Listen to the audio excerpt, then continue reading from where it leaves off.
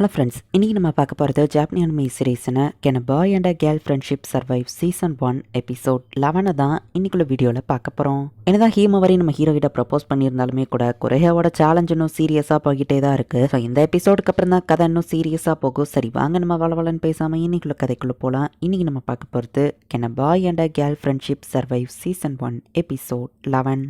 இப்போ நம்ம ஹீரோ அந்த சன்ஃப்ளவரை வந்துட்டு தேவையான விஷயங்களை கெமிக்கலை போட்டு பண்ணிட்டு இருக்கான். ஹீமாவரி எப்படி திடீர்னு இந்த மாதிரி பண்ண அவளுக்கு எதுவும் ஒரு பேய் பிடிச்சிருச்சா அப்படின்னு சொல்லி நம்ம ஹீரோ ரொம்பவே பதறிட்டு இருக்கான். ஹீமாவரிக்கு என்ன பிடிச்சிருக்குமோ அதான் அவளுக்கு என்ன கிஸ் பண்ணாலும் ஃப்ளவர்ஸ் கிட்ட நம்ம ஹீரோ பேசினா ஏன்னடா அப்போ கூட பேசிட்டு இருக்கேன்னு மாகஷிமா அங்கே வந்து உட்காடுறான். நீ தானே குறையா கூட சேர்ந்துட்டு இது எல்லாத்தையும் பண்ணுறான் நம்ம ஹீரோ கேட்டா. கண்டிப்பா இந்த தடவை நான் எதுவுமே பண்ணல ப்ராமிஸ்பா அப்படின்னு அவன் சொல்றான். சொல்லி நான் அவட்ட கேட்டேன், அவன் என் ஆஃபரை ரிஜெக்ட் பண்ணிட்டான்னு அவரைய விட்டுட்டு போக சொல்லி கன்வின்ஸ் பண்ணலாம்ல நம்ம ஹீரோ கேட்டா. அது என்னால் முடியாதுன்னு அவன் சொல்றான். நான் எப்பவும் குறையாவுக்கு துரோகம் பண்ண மாட்டேன், என்னன்னா குறையாக அவள் லவ் பண்ணுற அப்படின்னு சொல்லி அவன் சொல்லவோ என்னது அப்படின்னு நம்ம ஹீரோ ஷாக்கானா. எனக்கும் ரொமான்ஸ்னா என்னன்னு தெரியும், அது போக நீ ஹீமாவரியை கிஸ் பண்ணலன்னு கேட்கவோ உனக்கு எப்படி தெரியும்னு கேட்டா. இப்போ தான்ட்ரா பூட்ட சொல்லிட்டு இருந்தேன் மாகஷிமா சொல்கிறான். இதுக்கப்புறம் போகிட்ட பேசும்போது கேர்ஃபுல்லாரு, அதுங்களுக்கு காது இருக்குது அப்படின்னு மாகஷிமா கலாய்க்கிறேன். இந்த தடவை நான் ஏதோ பண்ண வேணான்னு இருந்தேன், பட் உங்களுக்குள்ளே எவ்வளோ நடந்த அப்புறம் நான் ஏதாச்சும் பண்ணி தானே ஆகணும், ஏன்னா நான் ரின்னோட சப்போர்ட்டர் அப்படின்னு அவன் சொல்கிறேன். நீ அந்த காம்படிஷனில் ஃபோக்கஸ் பண்ணுன்னு சொல்லிட்டு மாகஷிமா கிளம்புறான். அதுவும் கரெக்ட் தான், இதில் தோத்துட்டா ஹீமாவரியே என் கூட இருக்க மாட்டா, என் மாஸ்டர் பீஸை ரெடி பண்ணணும்னு நம்ம ஹீரோ யோசிக்கிறான்.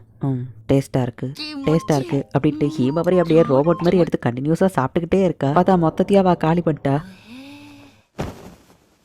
நான் ஏன் அப்படி பண்ணேன், நானா அப்படி பண்ண, அது எல்லாம் ஒரு கனவுல நடந்திருந்தா நல்லா இருக்கும், பட் ரியாலிட்டியில் நடந்துருச்சே, இப்போ நான் அவன்கிட்ட என்ன சொல்லுவேன் அப்படின்னு ஹீமாவரி கதறிட்டு இருந்தா. இப்போ அவங்க அண்ணன் அங்கே வந்துருந்தான். அண்ணனுக்கு மட்டும் இது தெரிஞ்சா அவ்வளோதான், நான் ஜன்னல் பக்கமாக ஓடிடலான்னு அவள் ஜன்னல் பக்கம் போனா அவங்க அண்ணனே அங்கே தான் நிற்கிறான். நம்ம ஹீரோவை கிஸ் பண்ணதை அவ்வளோ ஒத்துக்கிறா. நல்ல விஷயம் தான் பண்ணியிருக்கேன், முடிஞ்சு போச்சுன்னு சொல்லுவான். அப்போ நீ என்ன திட்ட போகிறது இல்லையா அப்படின்னு வா கேட்டா. ஒருவேளை நீ அவனை விட்டுட்டு டோக்கியோ போயிட்டேனாலும் அவனை நான் பார்த்துக்கிடுவேன், கவலைப்படாதன்னு அவங்க அண்ணன் சொல்லிட்டு டின்னர் சாப்பிட போறான்னு கிளம்புனா. டே அண்ணா அந்த டம்ப்ளிங்ஸ்ன்னு சொல்லவோ என்ன பிளேட் எம்டியா இருக்கு அப்படின்னு சொல்லி அவங்க அண்ணன் கத்துறான்.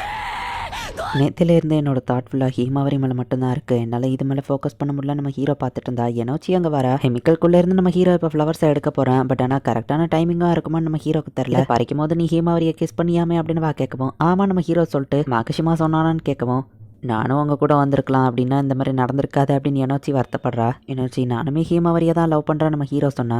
ஈவன் நீங்கள் 2 பேரும் டேட்டிங் போயிருந்தாலுமே எனக்கு எந்த கவலையும் இல்லை, ஏன்னா 7 வருஷமாக நான் உன்னை மீட் பண்ணல. ஃபர்ஸ்ட் நான் ஹீமாவரி நம்பர் 1 ஃப்ரெண்ட் ஆகிறேன், மேபி அப்படின்னா ஃபியூச்சரில் உன்னை என் கூட ஷேர் பண்ண ஒத்துப்பா அப்படின்னு சொல்லிட்டு எனோச்சி அங்கேருந்து கிளம்புறா. அவள் ஹீமாவரி அந்த இடத்துக்கு வரவோ பனிஷ்மெண்ட் அப்படின்னு சொல்லி எனோச்சி ஹீமாவரியை பிடிச்சி க்ரஷ் பண்ணிட்டு அந்த இடத்துல இருந்து போகிறா. ஹீமாவரி நேற்று நடந்ததுன்னா அப்படியே நடக்காத மாதிரிலாம் அனுப்பிட்டு போகிறதில்ல, நான் உன்கிட்ட ஒன்று சொல்லணும், குறையவா அந்த காம்படிஷனில் பீட் பண்ண அப்புறம் நான் உன்ட்டு சொல்கிறேன் நம்ம ஹீரோ சொல்லவோ. ஹீமாவரியும் வெயிட் பண்ணுறா அப்படின்னு சொல்கிறா. சன்ஃப்ளவரை வச்சு டியரா பண்ண போகிறான் நம்ம ஹீரோ சொல்லவோ. சூப்பர் அப்படின்னு ஹீமாவரி சொல்கிறா. ஓபான் ஹாலிடேஸ்க்கு எல்லோரும் போகிறீங்களா அப்படின்னு சொல்லி பேசிகிட்டு இருக்காங்க. எனக்கும் நிறைய கேக் ஆர்டர் வரும், நானும் பிஸி தான் எனோச்சி சொல்கிறா. என் சிஸ்டர் வீட்டில் தான் இருப்பா, என்னாலையும் வீட்டில் உட்காந்து ஒர்க் பண்ண முடியாதுன்னு நம்ம ஹீரோ யோசிச்சா. அப்போ நீ எங்கள் வீட்டில் வந்து ஒர்க் பண்ணு அப்படின்னு ஹீமாவரி சொல்கிறா.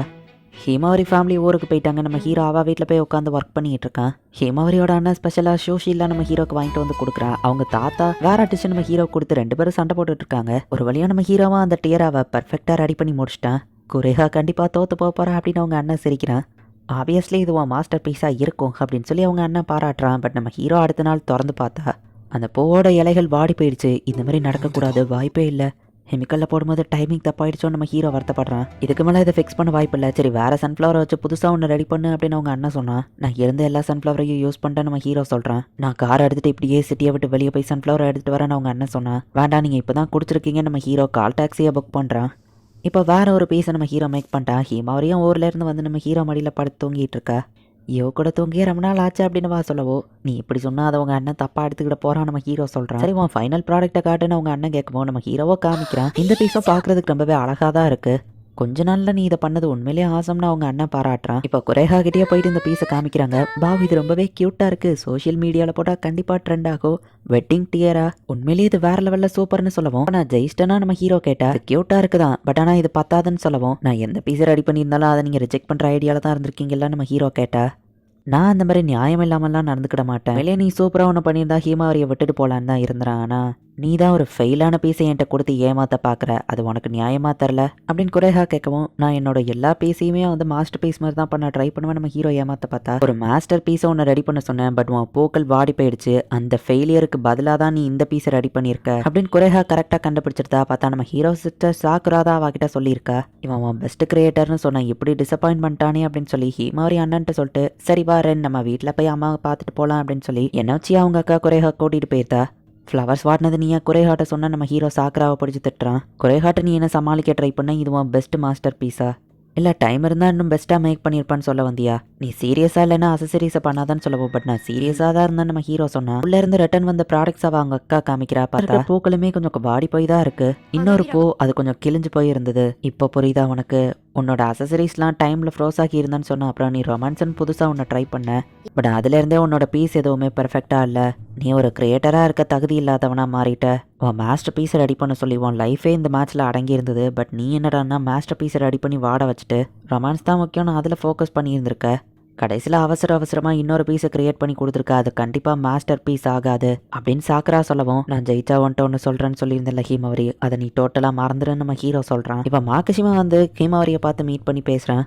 நீ டோக்கியோ போக விருப்பப்படலன்னு எனக்கு தெரியும். பட் கொரேகா ஏஜென்சியில் ஜாயின் பண்ணி டாப் பொசிஷன் அடைய ட்ரை பண்ணு அப்படின்னு மாகஷிமா சொல்லவும், நான் யோக்கு ப்ராமிஸ் பண்ணியிருக்கேன் அவன் கூட சேர்ந்தா கடை ஆரம்பிப்பேன்னு ஹீமாவரி சொன்னா. அதுக்காக தான் சொல்கிறேன், நீ கொரேகா ஆஃபரை ஏற்றுக்கோ. நீ ஒரு டாப் பொசிஷனில் போய் ரொம்பவே பாப்புலராக இருந்தேன்னா யோ ஃபியூச்சரில் கடையை ஆரம்பிக்கும் போது அவன் அசசரிஸ் எல்லாம் நீ போடும்போது அது ஈஸியாக பாப்புலர் ஆயிரும். ஈஸியாக அவன் ஸ்டோருக்கோ பாப்புலாரிட்டி கிடைக்கும்.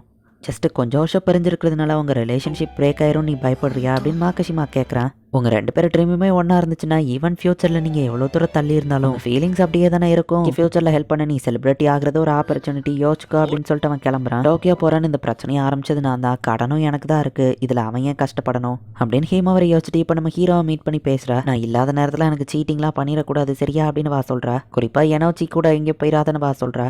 இன்றைக்கும் பகான்னு சொல்லி என்னை கலாய்க்க போகிறது இல்லையே அப்படின்னு நம்ம ஹீரோ கேட்டா. நான் டோக்கியோ போய் ஃபேமஸ் மாடல் ஐட்டம்னாவும் அசசரிஸை ப்ரமோட் பண்ணலாம், இல்லையா என் தாத்தா கிட்ட கெஞ்சி என் கடனை அடைக்க சொல்லிட்டு உன் கூட வேணாலும் இருந்துடலாம். ஃபியூச்சர் கனவா இல்லை இப்போ இருக்கிற நம்ம ரொமான்ஸா எது முக்கியம் அப்படின்னு சொல்லி அவள் யோசிக்கிறேன். அவரை உனக்காக நான் இப்போவும் எல்லாத்தையும் விட்டு டோக்கியோ வர நம்ம ஹீரோ சொல்ல வரைக்கும் ஃப்ளவர்ஸ்னால் ரொம்ப பிடிக்கும். உன்னோட கண்களை அதில் ஒர்க் பண்ணும்போது தான் ஆசமாக தெரியும். ஸோ நீ அதை குவிட் பண்ணாத. நம்ம ஃபியூச்சருக்காக நம்ம இப்போவே எஃபோர்ட் போடுறது தான் நல்ல விஷயம். கொஞ்ச நாள் நம்ம பிரிஞ்சிருப்போம், பட் கண்டிப்பாக ஒன்று சேர்ந்துருவோம். நீ நம்மளை ஒன்று சேர்க்கணும்னு நினச்சா நம்ம பிரிய மாட்டோம். ஏன்னா நம்ம ஃப்ரெண்ட்ஸ் ஆச்சே.